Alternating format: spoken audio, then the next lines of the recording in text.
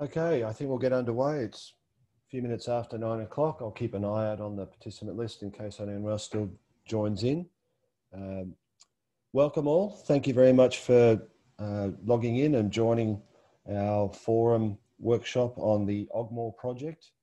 A couple of bits of housekeeping. I've set everyone up as they first logged in to start off on mute. By all means, though, if you do have a question, you can unmute yourself. But just to cut down on the background noise while the presentations are on, I suggest everyone leave the mute on for themselves. Up to you whether you have your video camera working. Obviously, it helps the bandwidth and that if less cameras are operating, as I understand it. But more than happy to have your smiling faces up in front of us if you so wish. We are recording this session just so that everyone's aware of that. And that way that people who were not able to attend and are out in the field, for example, we may be able to get a copy to them or extracts of it if they're interested in having a look. Should be a really interesting, good couple of hours. I'm looking forward to these presentations. We're going to start off in a couple of minutes' time with Phil Jeston from Catchment Solutions. We'll be doing a presentation, followed by some questions, question time. Then we've got Adam Neely, who's going to talk on some of the engineering techniques that were undertaken during the remediation of the gully erosion at the site. Then we'll move on to Mel, also from Catchment Solutions, who will give us some outline and understanding of the construction phase that was undertaken. And then we'll move to Linda from CBA, talking about, I guess, the post-construction work with the revegetation work that CBA has really helped out and done a lot of work on. So yeah, good, 4 interesting topics to come through, and I hope you get a lot out of it. So look, we won't delay too much longer. I'll hand straight over to Phil Jeston from Catchment Solutions, who is going to be talking about the project itself, the outlines, the treatments, and the goals that were set with the concept. So Phil, hand over to you, mate. Thank you for coming, everyone. What is it, 9 o'clock on Wednesday morning. Really appreciate the time that people have put aside to attend. Basically, I'm going to run an overview of the project, basically a summary of what we did and what happened. As Andrew said, Adam Neely will go into more detail about the sediment assessment and the design work, and Mel will go into more detail about the construction process, and Linda will go into more detail about what the CBA did. So there may be a little bit of overlap, so I do apologise for that. So let's get into the talk. And the general idea is if you can use the chat room if you want to ask questions, and if Andrew can keep an eye on that. And but certainly happy to take questions at the end of the presentation. I'll just share my screen. I can find the right presentation. Okay.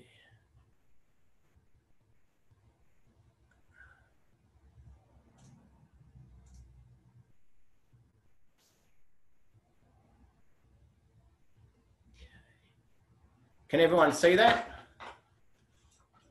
Excellent, it's working. All right. So basically the project we'll be talking about today is Oak Dean property at Ogmore, and we're running a field day tomorrow from about, I think it's 11 till 1 tomorrow. So obviously if you've got time, we'd love to see you there. It's a gully erosion project, which was funded through Reef Trust 4. So can everyone see that clearly? Excellent. Yes, mate, that's good. Excellent, right. Although it's not necessarily the full screen, it's got your notes screen in there. Yeah. Too, so. Oh, all right, you've got the notes? Yeah. Let's see if I can get rid of that.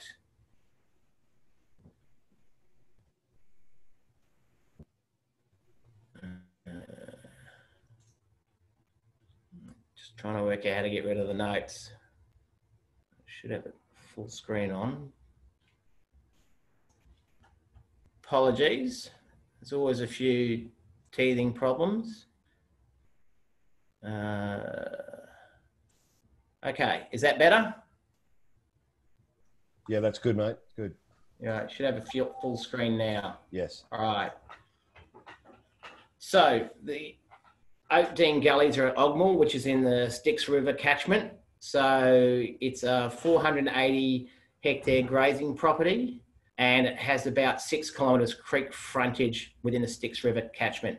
It's exactly at the confluence of Toowoomba Creek and Deep Creek, and it's about 130 k's north of Rockhampton. So it sits within the Livingston Shire or Regional Council, and it's in what we call the F3 neighbourhood catchment for the Fitzroy River under the Water Quality Management Plan. It has been identified as a lower priority catchment, but because of the amount of erosion coming off this site, the closeness to the coast, it was deemed worthy of Reef Trust 4 funds. That whole catchment is losing about 26,000 tonnes of fine sediment a year to the coast. As you can see from the mapping, I guess the bottom map here, you can see my arrow okay? Hopefully. Not really, no. So the bottom map here gives you the rough location within the Styx River, which feeds into Broad Sound. You get high tidal flows in this region, and to our surprise, the tide came all the way up during a tidal bore and all the way up Deep Creek, right up to our site. That happens on a really high HAT, so we're definitely close to tidal waters. Of interest, it actually does border the Central Queensland proposed coal mine as well, which is situated just slightly to the west, which recently hasn't gone ahead. So basically, this is what the site was looked like back in mid-2019 when we first went to the site. Essentially, you had a lot of scalping and scarring with gully lines throughout the property. It's about 16 hectares, and it was in pretty bad shape. So the landholders had been there about 5 years, but the land had been historically cleared and grazed fairly heavily. So within Deep Creek itself, there's a lot of sodic soils within that whole catchment, and a lot of the land around that catchment is looking like this. This particular area we identified as undertaking some treatments to work out what was the best treatment to use and use it as a demonstration case as well. So just a few more shots looking upslope, and you can see the gullying we can see. It's often hard to see these in the broad scale shots because you're looking across the gullies. So that's just showing you some scale of the sort of gullying we were dealing with.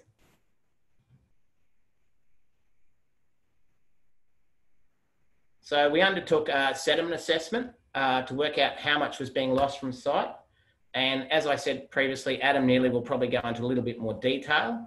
As I said, this site, highly sodic soils. These were higher than 20 ESPs, which is exchangeable sodium percentage. Very sodic, very movable. Basically, rainfall impact was eroding it. The topsoil had gone, lots of scarring, and then we had gullying up to 2 metres deep throughout the site. So the map you can see here basically shows the different plot treatments we used, with plot 6 being control.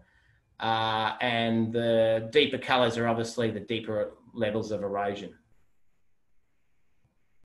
From that site, we worked out we were losing about 1,500 tonnes of fine sediment to the reef every year through a combination of gully erosion, scarring and topsoil loss. Within just the gully erosion, we worked out we're losing about 750 tonnes of fine sediment per year. And then we sort of went, well, based on the toolbox coefficients that we use, we worked out that we would probably prevent at least 440 tonnes of fine sediment getting to the reef just from the gullies alone, ignoring the scarring in the broader areas. And that's based on having about 60% efficiency rate for the work we were doing. We've actually achieved higher than that, and I will show you further on some of the results we've been getting. Now, as I said, Adam will go into more detail about the sediment loss assessment and the design. So we basically, the whole area was cut and filled, seeded, ripped and seeded, and divided up into those 6 demonstration plots, which I'll go into in more detail soon. So we're looking at the treatments were set up to show the effectiveness of the treatments over a 3-year period, and we're about 18 months into that monitoring. And FBA has actually undertaken further gully remediation on about 20 hectares of the property using the best method that we determined. So further on the property, they've actually done further work. We didn't do any contouring, and I'll get Adam to talk about that, because one, fairly short slopes, and we wanted to avoid concentration of flow in these sodic soils. So we went for that sheet flow. Where possible, we had a few regrowth trees and a bit of pasture still left. We tried to maintain that where we could. So the cut and fill was basically done on bare ground, and where we could, we tried to maintain the topsoil and what little regrowth there was in the area. And then the whole area was ripped, seeded, and we used a mixture of rose grass and legumes. I think it was about 20 kilos per hectare was about what we were applying. So within the 6 demonstration plots, plot 1 was a smaller area. It was about 1.5 hectares. As I said, everything got reshaped, ripped, and seeded. For plot 1, we tried some rock mulch on the steeper sections of the slope to see how effective that was, and we applied a little bit of gypsum underneath the rock mulch. No liming, no straw mulch. Plot 2, again, it was about a 2 hectare area. We basically just went with straw cover, very thick straw cover, just to see how effective that was without any emollients going into the soils. Plot 3, again, we're getting a bit bigger. I think it's about 2.5 hectares. We basically applied gypsum at about 9 tonne per hectare, 9 to 10. And we put a very thick cover of straw down. Plot 4, again, we just went with gypsum, and at the time straw was a little bit light on. So we tried it, for this plot, we tried just a thin layer of straw and a little bit more thicker on the slopey bits to see how effective that was and to see if there was any difference. Finally, in plot 5, same again, thick straw, gypsum, but we also applied about 2 tonne of hectare per lime. In this area, the pH was quite low in the soil samples we originally did. And so we applied a little bit of lime in this area, which did make a huge difference. And finally, our control plot, we did nothing. It hasn't been grazed for the last 18 months, but it's a good, something we can reference again. As part of the monitoring, we also did baseline monitoring all the plots to get some baseline sediment runoff from each site, and we ran the control as well. So in addition to the gully work we did, we actually put in some downstream measures. So we put in about 5 porous check dams down slope from the gully lines to try and contain any of that first flush that might have happened because we were dealing with such a big area. We put in some sediment fencing down slope again on the broad scale stuff, just again to try and manage that first flush impact. And obviously we mulched and seeded to try and control that. So as well as that, as CBA came in as well, and they really mulched heavily down the bottom end and put in some tube stock. The landholder put in fencing and a couple of off-stream watering points to sort of divide the paddocks up a bit better. So we've now got 3 small paddocks, and with the off-stream watering points, it just gives him that ability to rotate better. Again, Melanie Doughton will present more details on that construction. So what I will talk about is the monitoring we've been doing. So we've been monitoring now for probably 2 years. So we've been doing baselines and So back in 2019, we've been doing dry season monitoring and post-wet season monitoring as well. So we're doing photo monitoring up and down slope at each plot across 15 photo monitoring sites. We're monitoring the sediment runoff using static samplers for the gully flows across the 4 main gully drainages. So that's the control, plot 1, plot 3, and a combined plot 4, 5.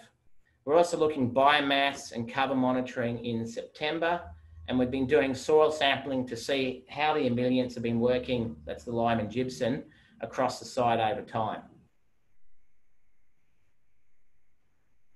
And what are we finding? So really had some good success in the rehabilitation of the gullies and the surrounding pasture lands.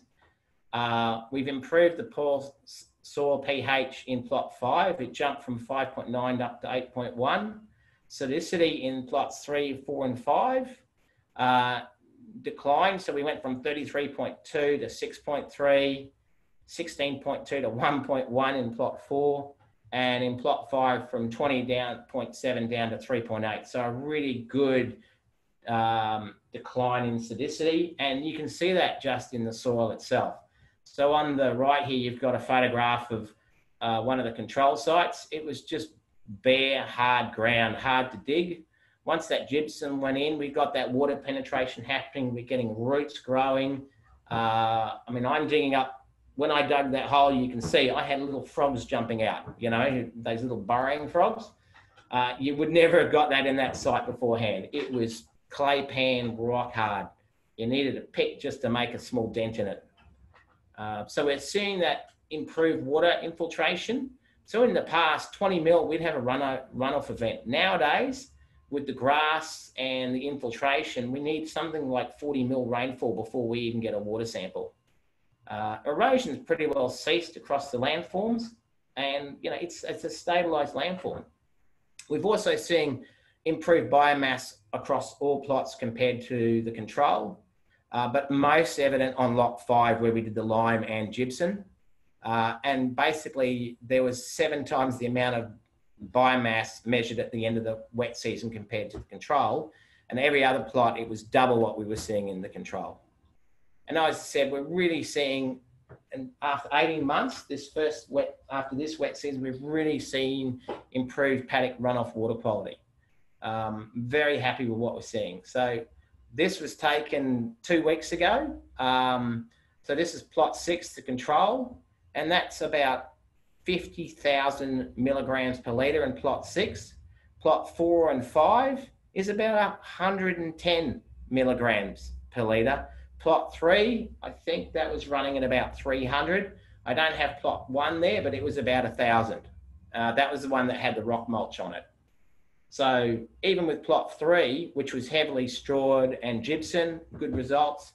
4 and 5, the way the gullies run, we sort of ended up having to combine them.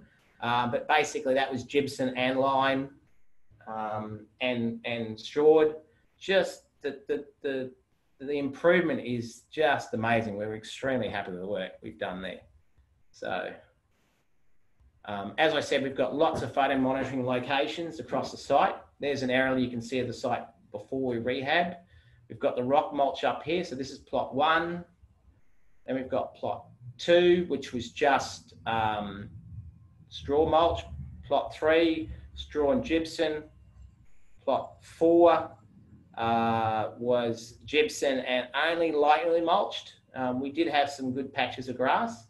Plot 5 was heavily mulched and we applied lime. And over here on the far right, if you can see that clearly, we've got plot 6. And numerous monitoring locations. So the little black points are the photo monitoring. The yellow dots are where we've got sampling water quality runoff points. So I'll give you a quick overview of what we got. The arrows basically on each slide is pointing to a consistent feature. This one's fairly easy, nice tree. So this is plot 1, and we rock mulched across the top of the high ground. And it was a fairly light rock mulch, so we actually got the grass growing through it. As in, It was mulched thickly, but it wasn't a heavy type of material that they used. It had a little bit of fines in it, but overall we got really good grass growth afterwards. And remember, we did actually apply a little bit of lime on this plot as well. But, you know, even plot 1, we've got some pretty good results. Plot 2, not the best photograph I can show, but that was just straw mulch. We did get some good work down in the gully itself, but we got some scouring on the top ridges. So still a few bare patches on this one, a little bit of real wash happening, but overall it's not too bad considering we didn't apply gypsum or lime. But certainly from a biomass point of view and a soil type point of view, it nowhere near as good as, you know, using your gypsum.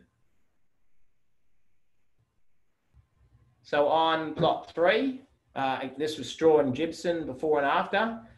Big difference, as you can see. So you've got the tree here I've marked for you, and down there on that tree line is basically deep creek, and really good results. We're very happy. A few small bare patches again on some of the high ground ridges.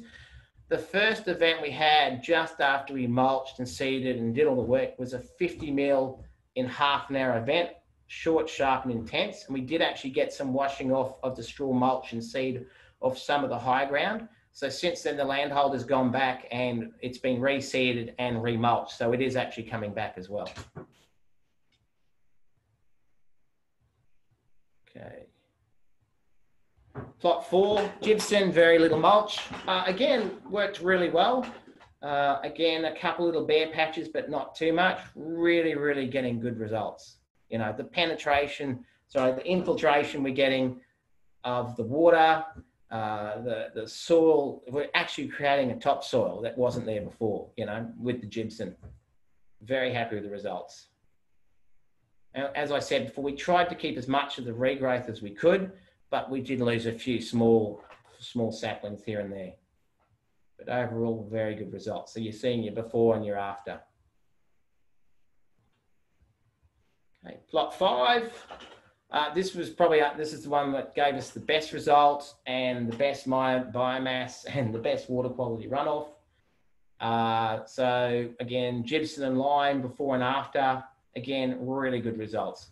One small bare patch. Again, that's actually been mulched. Tiny little patch compared to what was there. But really happy with the results. So that's basically 2 wet seasons you're looking at there after 2 wet seasons. We did the work in November of 2019. So yeah, very happy. And we've been monitoring this every 6 months. And that photo was taken 2 weeks ago, the after one. So we just went down and did the water quality monitoring and the pasture monitoring again. Control, pretty well no change. You can see the tree. Unfortunately, in the after shot, I've got the car there. You can see the scale we're dealing with. Often with these shots, you can't see the gullies because it's sort of hidden in the landscape. But down the bottom end of this site, you've got gullies that are 1 to 2 meters deep. You've got to be really careful where you're walking because there's tunneling and holes and archways, you know, and you don't see them in the long grass. Linda will probably talk more about this, but we did, you know, to help with that risk we had of that first flush, we did some heavy mulching, we did some replanting, and we chucked a fair bit of sediment fencing down the bottom of the gully. Not that you can see it clearly, but you can also see the start of one of our porous check dams just around the bend on that gully line. They held up reasonably well. We did have a few partial failures on the porous check dams, and that was from that first event where we had 50 mil in half an hour. Basically, it was the weight of the straw knocked over a few of our sediment fences, and a couple of the porous check dams actually got blown out, but we've gone back and repaired those, and they have held up really well in the second wet season, simply because we're not getting the same runoff what we were getting before, because you've got that grass and you've got that infiltration. I don't know if this will work. Is that running for you guys? Yes, mate. A little bit slow, but it is running. Yeah, I don't think he's moving all that fast. So you've basically got a bit of an overview during the mulching. So we've got conservation volunteers down here near the car doing a bit of replanting below those sediment lines and mulching, and that's the mulcher we use. And I think Mel's got a better video of that one anyway. And any questions? Thanks for listening. That's the echidna we found about 6 months ago wandering around the paddock. So certainly getting some biodiversity back in there with ants and frogs and critters running around everywhere. Any questions for Phil? Yeah, I've got a question, Phil. It's Tim here. Hey, Tim, how are you? Listen, I'm doing very well. Thanks for that presentation. My question is around whether you think there's a case to be made for ongoing application of gypsum and lime, like somewhere down the track. Is there going to need to be, more applied, and how do the economics of that compare with the sort of 10% maintenance costs we might see in other more intensive engineered type projects? Yep.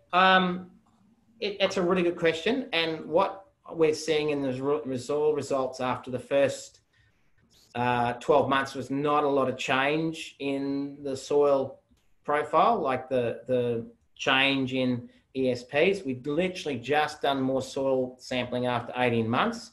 Sorry, that was after 6 months. So after 18 months, we've just done some soil sampling to see if that acidity is still improved, the pH is still good.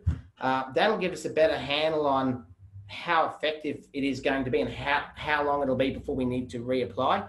My gut feeling is a light covering every 5 years, probably on the top of the ridges, at a lower rate, probably 2 to 5 ton and just a surface spray of it, just to maintain it. But the view is it may not need it at all. Once you've got that grass growing, once you've got that infiltration occurring, if it's maintained because of the grass there, we may not need to reline. We may not need to reapply gypsum.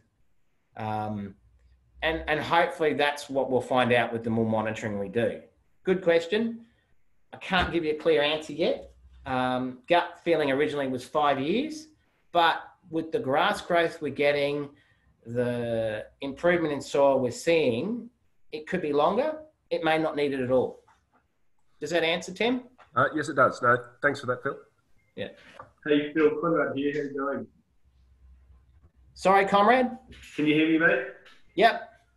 So has there been the landowner was probably pretty keen to get some cattle back in there or start making money off it. Has there been any thought as to how you might reintroduce grazing, when, and sort of how you might do it? Yeah, look, at this stage, he's not grazing it. He's got enough land. My gut feeling is he will go back to grazing. It'll probably, because the grass will go rank eventually. If he grazes, it's going to have to be light. Or I'll be talking to him about it, and the view was he'd probably use it for what we call, crash grazing. Go in, hit it, and for a day or two, and then take the cattle out. Yep, awesome. And I have asked him to put some cattle in my control site. He just hasn't done it, to give me a handle on how that's going to hold up if we've got cattle in there.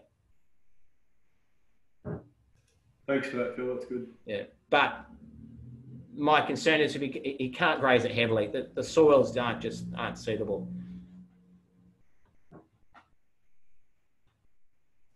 Any other questions for Phil? Yeah, Phil, it's Royce here. Can you hear me? Yeah, hi Royce, how are you? G'day, Phil. That's really impressive, so good job. Just following on from that last question, that commitment from the landholder going forward, like crash grazing and minimum standards of sort of cover and so forth. What's the plan there? Like how are you sort of securing that going forward? We've basically got a landholder agreement in place with the landholder. At this stage, we've got him excluding grazing totally throughout the project. So that's close on, 4 years for this probably project. I think long term, we need to amend the agreement to cover off that discussion we've already had with the landholder in their view. They know the land is bad. They don't want it going back to the way it was. I mean, they couldn't get their kids riding their four-wheelers in there because they were terrified they were going to fall through a hole. You know, it was unsafe. You couldn't ride a horse. It was just holes everywhere, landscape. And they're so appreciative. I think they would agree to anything we ask them to do at the moment. You know what I mean? Having spent the money on the property, and we find most of the landholders are great. And they're all finding, because they're moving to rotational, they're getting better grazing practice in play. The outcomes for all the landholders have been really, really positive. You know, not from a productivity point of view. So, but I think long term, I think we'll need to amend the landholder agreement to see and to get that commitment from them. Yeah, and they're good landholders, and I'm comfortable with them that they will do it. No, that's great. Thanks. We got a good relationship with them by the sound of that. Good job. Thanks for that. Phil, I've just got one question. Sean Dyer here. One last question. Hey, Impressive Sean. work. You might have said this earlier on, but I missed it. Are they sodic sort of Candace holes, like sandy sort of material? I couldn't quite. No, they're more. They're not vertisols. They're more sort of those chromosols from memory. I'd have to go and look at my report again. Apologies. Very sodic, slightly, slightly acidic, very, very light, clayey sort of. I mean, there's not much topsoil. Okay. So on the topsoil, it was originally Gilgoy country, sort of brigalow, but there's and so you've got that really thin layer of, I would say, almost vertisols, but not much. And underneath, you've got this B horizon that's really, really sodic. And as you can see from the photographs, there was no topsoil left. A few patches here and there we tried to keep. You know, why create work for yourself? But yeah. So relatively high clay silt content then? Oh, very high, very high. Yeah. We're talking, oh God, I can't remember off the top of my head, but it would have been in the 70, 80 percentile, for sure. So around probably 60% rate for 20 micron. Yeah, okay. Excellent work. Thanks. Phil, I've just got one question. I noticed that all the sites that you worked on were all landformed.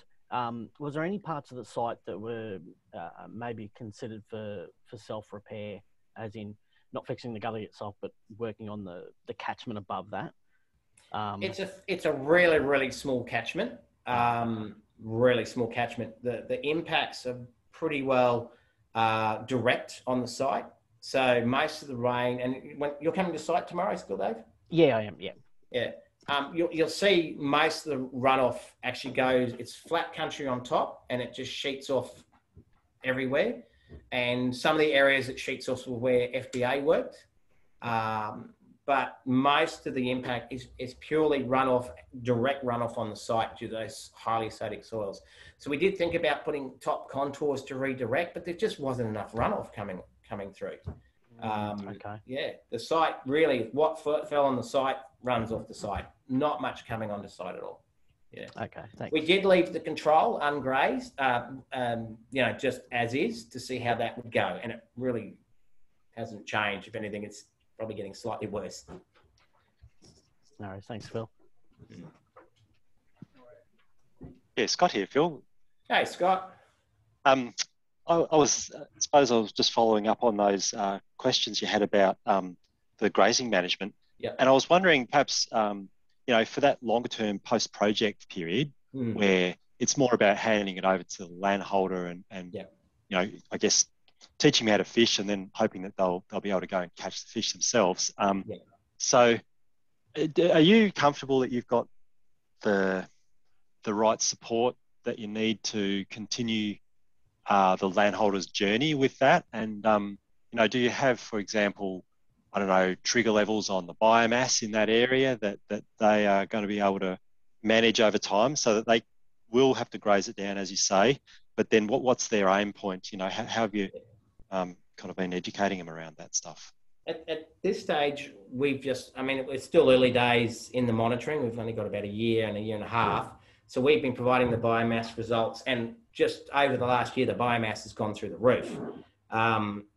We're talking something like 5 to 7 tonne per hectare, whereas previous years it was a heck of a lot lower. Haven't thought about a trigger level as yet. These landholders have done the best grazing management sort of training, and they're also linked in with FBA because this is the site FBA is working on. So I think long term, I'm going to have to talk to FBA about that continued relationship, because it's hard for us when the funding ends. How do we then manage it without having funding, you know what I mean, to support them? It's about educating them as we go through the process. And that's what we've been doing. Haven't really set up a trigger level for them, but it's something we could do, Scott. It's a good idea. Yeah. Yeah, sounds good. At the moment, we're talking cover, but I hadn't actually thought about biomass. Yeah, just about maintaining the sustainability of that. Yeah.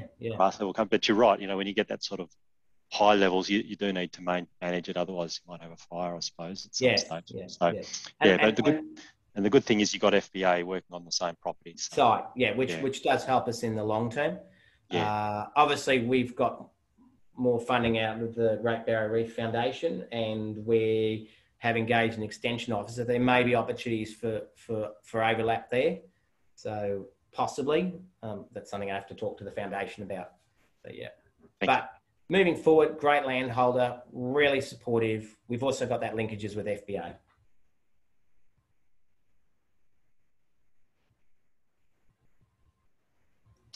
Okay, is there any last questions for Phil before we move on? Okay. All right. Thank you, everyone. Obviously, Phil's available after the meeting, and I'm sure we'll, answer emails and take phone calls if you have anything else that comes up. Thank you very much, Phil. That was really interesting.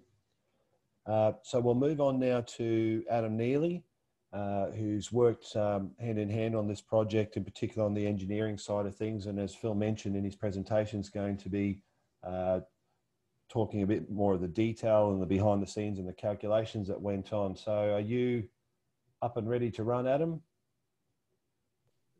Yep, good to go. Righto, mate. You want to share your screen if you've got a presentation, or are you just talking? Or yeah, I've got the presentation. It's then all yours.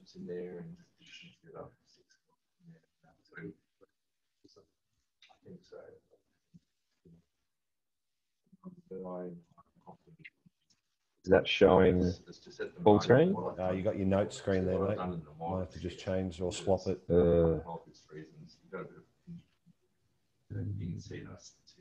You go to display settings, Adam. Up the top. Up the top. No. Display settings. And swap. Swap the top one. How's that? Did that work? Yeah, that's good. Excellent. All right, great. All right, so my name's Adam from Neely Group Engineering. We worked with Phil on his Reef Trust project from the very beginning, with Oakdean this might have been the 4th or 5th project that we've done with Phil. So we normally undertake the engineering design for Phil, as well as doing the sediment calculations to determine the dollars per tonne that Phil's getting on his projects. So this is a overview of the Oakdean site as it was broken into the 6 demonstration plots. Plot 1, 2, 3, 4, 5 underwent remediation, and plot 6 is the control. So the first step was to undertake the sediment loss estimation to determine if we had a viable project for Reef Trust here. We used 2 LiDAR data sets captured in 2019 and 2009 to estimate the volume of sediment loss for each of the plots. So the resultant DM difference, I'll show you these, look like this, where you've got your depth range of erosion in that 10-year period. So this is for all erosion between 2019 and 2009. And then we, as you can see, it's covering the entire site. Then we filter out the first 0.1 meters of erosion to account for errors, potential errors in the LiDAR data sets. And we also had a look at filtering out the first 0.25 meters of erosion. So as you can see, this probably doesn't represent it very well. There's not a great deal of erosion showing up, even though we know the sites are undergone significant erosion. So we settled on the 0.1 meters of filtering to come up with our sediment estimates, and we'll go back to those. So all of the plots are losing a pretty similar amount of sediment. This is in cubic meters. With the totals at the bottom, you can see that when you go from taking all of your estimate down to excluding the first 0.1 meters of erosion, it's a significant drop in your sediment loss calculation. And you can see how much further that dropped if we excluded the 0.25 meters. So taking the bulk sediment loss, we put it into the table 4 of the Gully toolbox, and went through the calculations with Phil's measured bulk density, silt and clay proportion, our assumed control effectiveness, which is set at 0.6 as per the toolbox, and came up with a total sediment saving across the 5 plots of 492 tonnes per year. This, I think, was based at the time on the 63 micron proportion, but you can see that at the 63 micron, you've got 0.88 or 88% fines, so it's got a very high fines proportion. I think Phil said that came down to around the 60 for the 20 micron and below. So I'll go through the gully remediation design next, and I guess how we arrived at the reshaping that we did. So the first step is always to establish your hydrology, what the flow inputs are to the site, and I guess how the flow is behaving. So typically for a reef truss project, you want to design to between the 20-year and 50-year ARI, or the 5% or 2% AEP. Those are the same thing, just a different way of talking about them. So I guess a 50-year ARI doesn't mean once you have your storm that is a 50-year event, that it's another 50 years before it happens again. It's more that there's a 2% chance every year of having a storm of that magnitude. So the estimates were developed by applying the Australian rainfall and runoff rainfall inputs directly to the grid of a 2D model, delineated for the catchments of each plot area. So the catchments are shown here, and as Phil said earlier, they have very small catchments upstream, which is typical of your alluvial gully features. So the red lines there show the subcatchments for the gullies there, with the yellow polygons delineating the demonstration plots, and streamlines are in blue. So from here we estimate our peak flows at the outlets of the plots. So the peak flows are quite small, considering we're looking at the 5% and 2% AEP.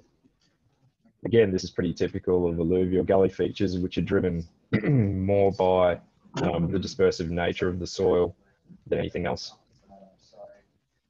So we undertook 2D flood modelling of the site using a rain on grid method in 2Flow for both existing conditions and our reshaped design, just to check that we weren't introducing any concentration or high velocities. So that's what it looks like in the existing conditions. You can see all the gully flow paths, all of the eroded areas. Velocities over the, I guess, the eroding batters aren't very high, which is kind of what you expect given its dispersion that is the driver of erosion. And then again, it's hard to see the difference between the two because we're reshaping such small areas. But flicking between that, you can see there's no introduction of high velocities as a result of the design. So that gave us the confidence that our design would be a stable landform. So the question is, what did we do and why did we do it? We reshaped the linear gullies, which is the incised linear gullies with head cuts, or the vertical, near vertical banks and flow paths with adjacent scalding and gully erosion. We typically reshaped these to between a 1 in 3 and a 1 in 10 batter slope. And this was throughout plot 1 to 5. Why we did it was to create a physically stable topography that once you ameliorated it with fills, gypsum, lime, straw, seeding, you could establish ground cover. We also did this to reduce the concentration of runoff, so to allow for more sheet flow and more infiltration. And also without the physical intervention, you have a surface that is full of vertical sections and is very difficult to establish vegetation on. The remainder, or another large part of the works, was reshaping of the Gully Scarps.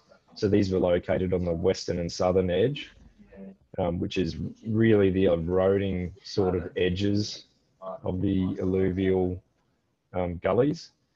So again, it was the bank battering to a slope of between 1 in 4 and 1 on 6 for these. And it's the same reasons as to why we did it, as I mentioned just before.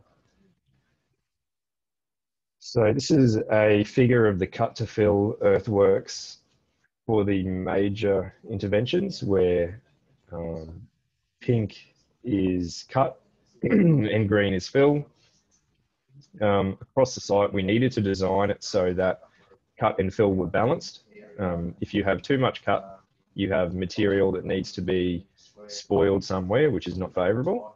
And if you don't have enough fill being generated from your cut, you need to import material to create your landform. So the goal is always on these sites to balance cut and fill, so that you use the material you cut to create your landform. So it is challenging to achieve that during design, but we managed to do it here. I guess the final bit of intervention was ripping along contour. So this is the areas that were still probably more scalded than gully, so it was safe to operate on. And the point here was to help break up the compacted hard pan clay that Phil was talking about, to help with the incorporation of the ameliorants to improve the chemical properties. So that's to allow the gypsum to get in there and the lime to get in. We do it on contour to reduce the risk of rilling down batters during the first wet season. So it helps, the rip lines help to break up the batter slopes, even though they're gentle sort of slopes. So you don't get those rills forming as badly. And it also helps to allow for better infiltration and to reduce the runoff peaks as you capture flow within your rip lines. Treatment, Phil went through this in a fair bit of detail, so probably not much point in me covering it again.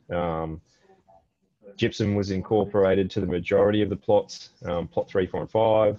Rock mulch was placed on the reshaped and ripped surfaces of plot 1 only, just to see how that would go compared to not using it. And it looked like from Phil's photos that it did manage to establish a fair bit of vegetation, which is good. And obviously mulching and seeding occurred across plot 1 to 5. And then I guess the point of these soil amelioration techniques are to treat the chemical properties that are making it hostile for vegetation to grow, and to provide cover so that you can protect your freshly cut and filled surfaces against the direct rainfall. And Phil said he had quite a significant event, 50 mils in a short time period. So that cover would have been essential to stop significant rill erosion from forming. That's pretty much it. Just got a sample of some of the drawings here that was supplied to the contractor to undertake the works. It just shows the more significant sort of features that were designed, with the majority of the area outside of those features being ripped. And that's pretty much it. Thanks, Adam. Is there any questions for Adam?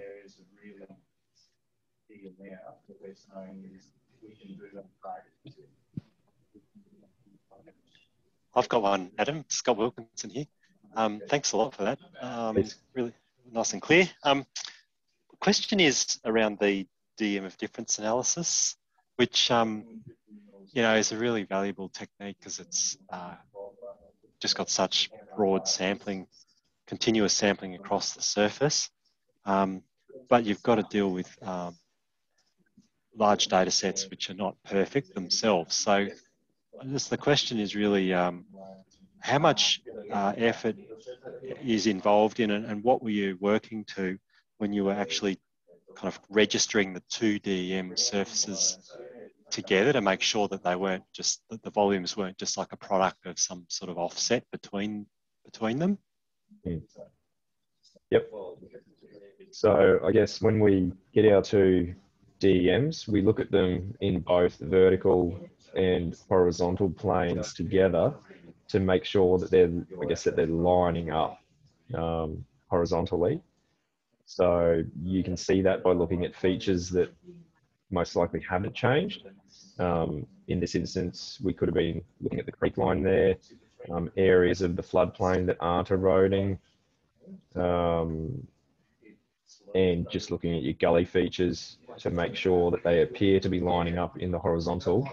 You also do the same in the vertical. You look at areas where you expect no erosion to have occurred, so obviously outside of these gullies, and check that your two data sets are lining up in those areas, or at least reasonably close, so within that sort of 0.1 of a metre that you'd expect.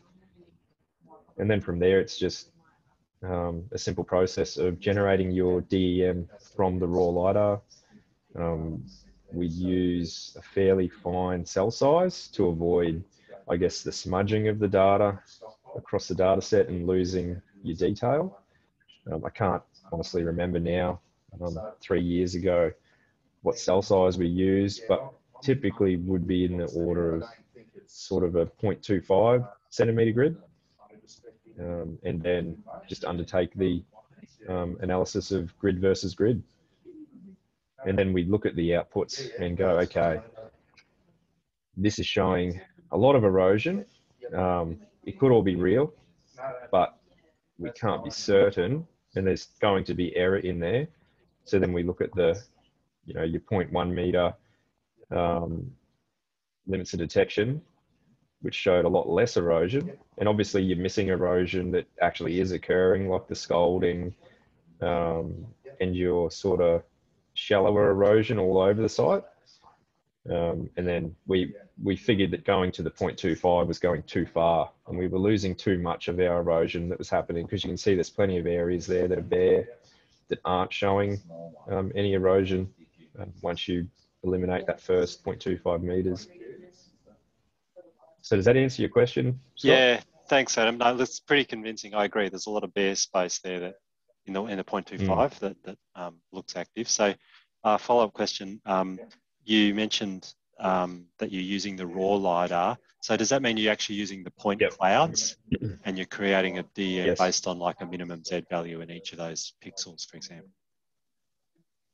Yeah, yep. So we get the LAS files typically, and generate our own DEMs, because the DEMs, one of these data sets would have been the publicly available data set, and I think they produce 5 meter DEMs for government data sets, which aren't particularly useful. Right. Yep. Thank you. We flew for this one our own LiDAR back in 2019. All right. So that was one of the 2 LiDARs that you used. Yep. Yeah. Yep. Right. Thanks. So money well spent is the message I'm hearing. Yeah, definitely. Any other questions for Adam?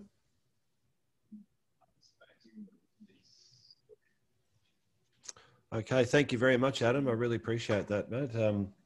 Again, very interesting presentation and understanding that detail that goes in to the development of these projects. Yeah, quite clever. All right, thank you. Thanks, mate.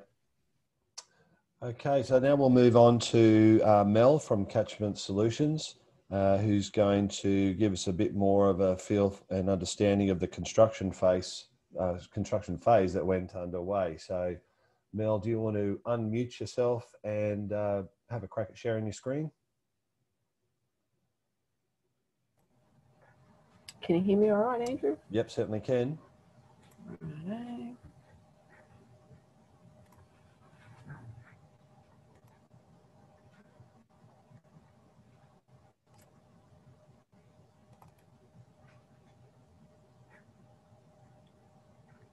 How about that? Can you see that screen there, Andrew? You can see the screen. You just need to start the PowerPoint in the full screen mode.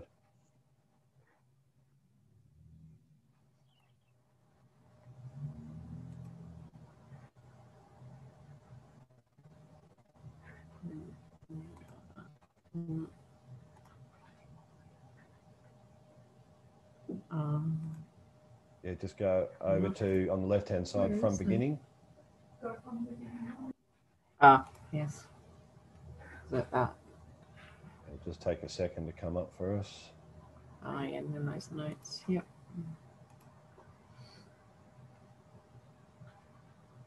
Yeah, that looks good. You're away. I'll hand over to you.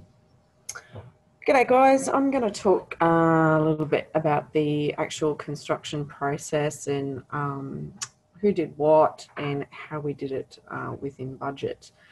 Ogmore is actually located halfway between Mackay and Rockhampton, so we had some challenges, I guess, in trying to come within budget and also mobilise equipment. So to get around that, we really had to engage in a lot of local contractors.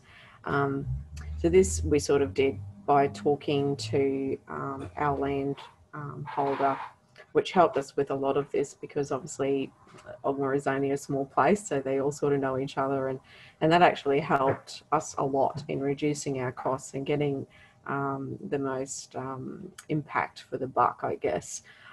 In this particular job.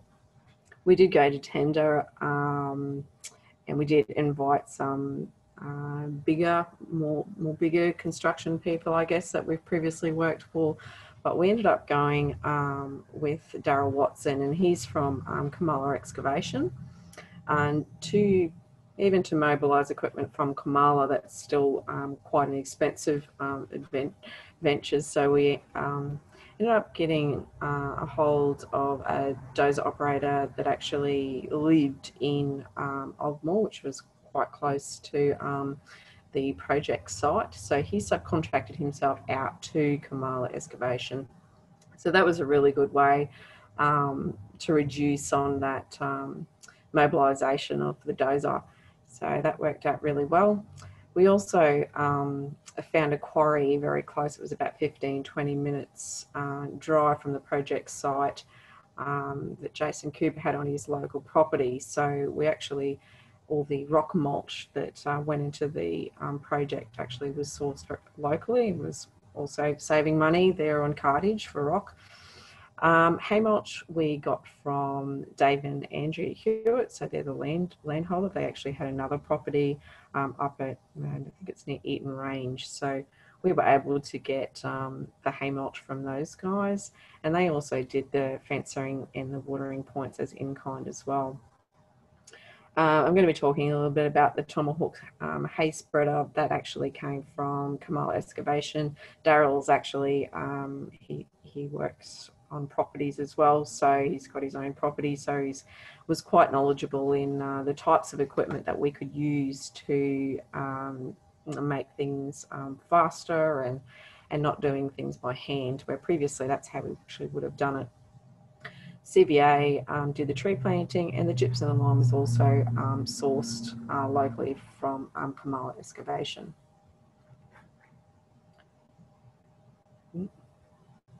So we've talked a little bit about the reshaping already. So Vince did the reshaping using the dozer. Again, Adam talked about the cut and fill project technique that he used. So that was on from plots 1 to 5, and then we left plot 6 remaining untouched. All the brigalow trees or shrubs that where we could, we actually kept, and any pasture that had previously been there, we tried to keep as much as we could, just weaving in and around. And you can see in that first photo there, that's what that all is. So all the trees and any brigalow lines there that we had, we kept just to try and keep that stabilisation of the bank. This is a picture of the rock mulch that we actually used, and it was actually quite a shaly material, which when we run the dozer over it, it actually did break up quite a lot. But you can see that actually ended up working to our advantage, because the top photo up there, you can see how the grass has actually grown all through the actual rock mulch. So in hindsight, it actually worked out quite well that this material did break down, and this is the first time we've actually done mulching like this, so it was a important finding, I guess, for us, or a learning, I guess you could say, as to what material sort of really gave us a really good outcome. So that might be something that we might look, if we ever do rock mulching again, we'd probably be going for that shaly sort of rock material. And again, that was that rock mulch was sourced locally as well. The gypsum and lime, we've talked about that. So the gypsum was put on plots 1, 3, 4 and 5, and then we did the combined gypsum and lime application on 5 only. The rates of the gypsum and lime, that was actually provided to us from Neely Group. So he told us what rates we needed to apply that onto. And we incorporated those into the surface about 200 millimeters deep, and our landowner actually mixed that through that top layer with the bumper and plough, and he did that as in kind for us.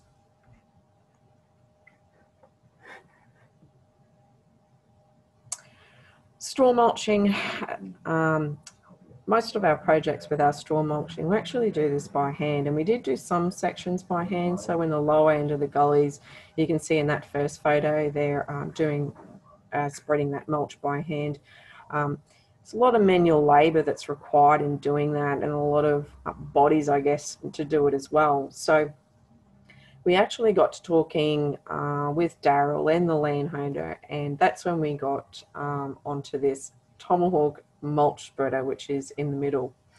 I've got a video which I'll show you how it actually works, but for such a large area that we had to spread this mulch, it would have been near impossible for us to spread by hand. We'd probably still be spreading if we were doing it by hand. So this piece of equipment actually turned out to be quite a godsend. So I'll just flick over now to the video so you can see how it actually works.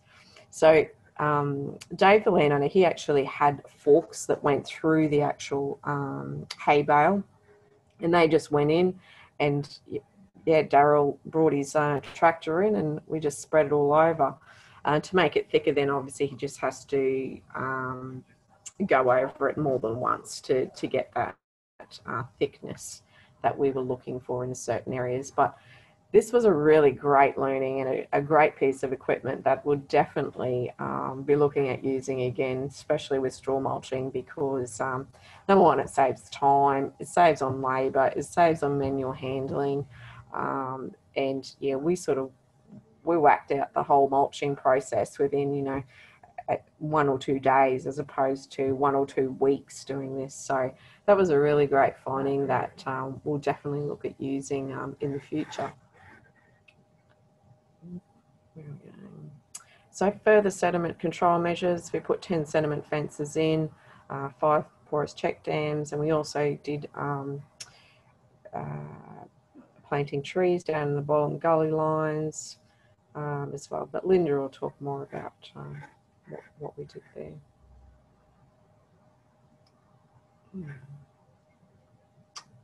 So seeding, we put about 20 kilos per hectare of seed in to the actual plot sites.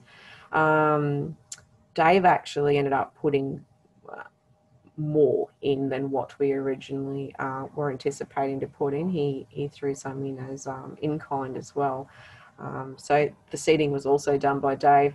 Again, we've had great support from our landowner, and he was really engaged in the whole process from start to finish and helping us achieve this, I guess, within budget. So they really do need to be commended on how much contribution they made to the project. We did have a little bit of a, well, this was not really in our original plan, and I guess we didn't really know that this was going to happen, but you can see here on the fence line, when we did reshape, we had a problem where we potentially would have had quite significant erosion coming down that gully. So to combat that, we ended up putting a rock structure in there to try and stop the gully going into Toowoomba Creek, because that was actually created a lot worse due to us excavating on the other side of that fence line. So we purchased the rock, and then the landowner then filled in that gully line, and that actually worked really, really well to stop that initial runoff after that first event. That I don't have a photo up there, but you can see the sediment in the rock structure anyway there. Definitely slowed it down. So that was something that we had to do as an afterthought, I guess, but it has worked very well, so that's good.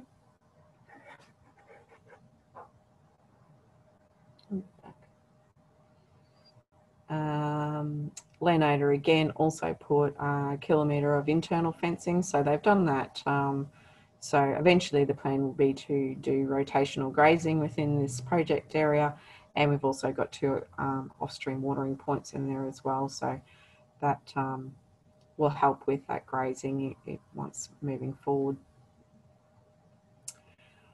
And yeah, as you can see, there's fill standing in the big gullies. It's quite a significant change to the landscape, which you'll see tomorrow. It's a little bit hard to grasp just how much change there is to the actual project site if you don't have that concept of what it actually looks like initially. So hopefully you'll all get to have a look at it tomorrow. Has anyone got any questions or anything they might want to ask about the actual construction side of things? Mel, it's Royce here. Look, great presentation, and yeah, I wish I was there tomorrow. It looks really great. But my question, I suppose, like significant landholder in kind, I was just interested in how you're costing that and reporting that. This might be a question for you, Phil. Yeah, I was thinking that. Basically, we have tried to get some general value. So, for instance, we did actually provide some funds towards the fencing and watering points, about 50% towards it. We've actually put it ourselves on other projects, so we know what it costs, so we can estimate the in-kind value. for the fencing and the watering. For the time where he's actually run on the tractor, and he spent probably 5 days doing the bump work and the seeding. You can pretty well cost that based on an hourly rate. You know, I mean, if you were wet hiring someone, so you can put those costs. Yeah, no, that's right. I was just interested. It's a very significant contribution and a good story to tell in terms of that collaboration in delivery. From memory, it was about 5 days on tractor doing the bumping and the seeding. Look, a very supportive landholder, because we brought cedar initially and he wanted some desmodium thrown in as well, and he wanted a bit of buffle, and so he added that to the seed mix, which brought it up to about that 20 kilos per hectare. So, I mean, at the end of the day, you know, he could see the benefits from all the work. And I think he also realises the importance of grazing it properly, as I said before. And one of the big things we found is mulching. Without that mulch, you know, we wouldn't get the result we're seeing now. Yep. As well as, obviously. No, thanks, Phil and Mel. Great. Any other questions for Mel? No, that's great. Oh, well, thank you very much, Mel. If you could unshare for me, that would be great. Yeah.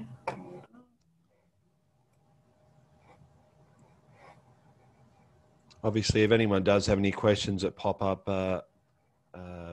after the forum today, I'm sure Mel is happy to take a phone call or an email and get back to you at any time. Thanks, Mel. Cheers.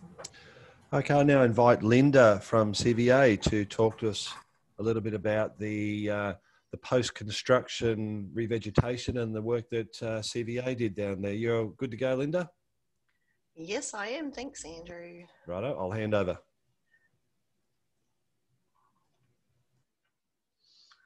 Awesome. Good morning, everyone. Thanks for, signing on this morning and learning a bit more about the Oakdean Station. So I'm Linda from Conservation Volunteers Australia. We helped with the revegetation side of this project. After all the construction was done and all of that engineering was finished, so we were really excited to actually go up to Oakdean and Ogmore. We'd never been there before, and being a remote project, we utilised both of our offices, so the Gladstone and Mackay CVA offices, which was a really cool experience for our volunteers as well to head up on site. So with all of our projects that we do with Catchment Solutions, we collect native seed. So we propagate the plants up at the Mackay Natural Environment Centre, and we do the seed collecting locally around CQ, so around Gladstone, Rockhampton area. We work off of the regional ecosystem types. Phil always provides us with a species list for plants that are naturally occurring in that area. Our volunteer teams head out once a month and collect those seeds, and I know up for that project we were collecting up to 8 kilos of seed to propagate. We focused on species that we knew were going to be hardy for that area. Seeing the before photos on that site, it looked like a bit of a moonscape, and we just thought, oh no, we're going to need something really tough in this area to deal and thrive in that area. So a lot of eucalyptus and melaleucas, lomandras, and some sedges for down in the creek. Here you'll see some of our volunteers at MNEC, so the Mackay Natural Environment Centre. They learn a lot of skills doing this nursery work as well. It's one of our most popular project events, so they love going in there and learning about all the different species and how best to propagate them and going back and looking after them. It's just really great. There's a lot of workplace health and safety that goes into having volunteers at MNEC as well, so they all need to be inducted and go through a safety process. So it's extra skills for our volunteers, which they love doing. And you can see some of the guys down there and all those beautiful plants.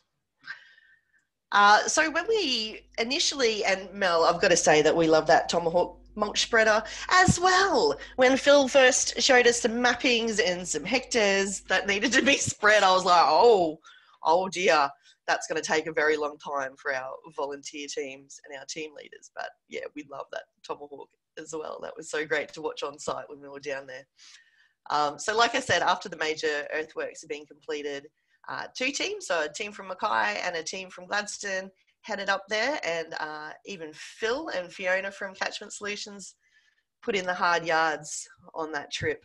So we were there to do, the revegetation, to install some silt fencing, and our favourite was the porous check dams. We love doing those. It's such a different activity, so we enjoy it. As Phil and everyone sort of alluded to, it was a pretty hot and dry summer. I think it was pretty high temperatures when we were there in November, especially that heat reflecting off the bare ground, but we persevered. And then with that bit of rain as well towards the end of 2019, we went back up afterwards in 2020 to complete some additional seeding of some little bare spots, some more planting, and to fix up those PCDs that didn't deal with the 50 mil in half an hour. You can see some pictures there of the volunteers. We're not just standing around, we got a lot done that day. So we did a lot of the revegetation. So we ended up putting in 393 tube stock of 6 different species of those hardy species and grasses. We did do a bit more of the hand mulching just to thicken it up a little bit and concentrate it, I guess, on those areas around that silt fencing. Native seeds were spread, and we also did, when we went back up for the follow-up trip, we spread some more grass seed up there as well. You can see all the beautiful plants doing so well. And again, like the volunteers just loved this trip. It was something so different to our urban sort of based project. So it was a bit of a treat going and camping at the Marlborough Caravan Park. That was a great experience for us all. There's our team leader, Iris, doing what she loves, these PCDs. So yeah, like was mentioned before, we installed the silt fencing in the areas that, were identified of maybe having some high water flow and trying to minimize that sediment loss after rain events. Before the grass paddocks were established. So if you're not sure, PCDs are usually, we sort of construct them across the creek beds, and they're made from just stuff that we find on site. So fallen branches, maybe a few rocks. So we gather all of those materials up, we wrap them up in chicken wire and lay it across pre-designated sort of points in the creek, and then we put some it's like star pickets real deep into the ground so that they're nicely driven in, so they're nicely bedded into the creek. Then when the water flows down, it's not to stop the water, it's just to really slow it down, so the sediment and soils have a chance to build up behind it. It's also great to plant in behind those because it's often got good soil built up behind it. So you can see here we did 5 of the PCDs down in this sort of creek line. You can sort of see down here we were working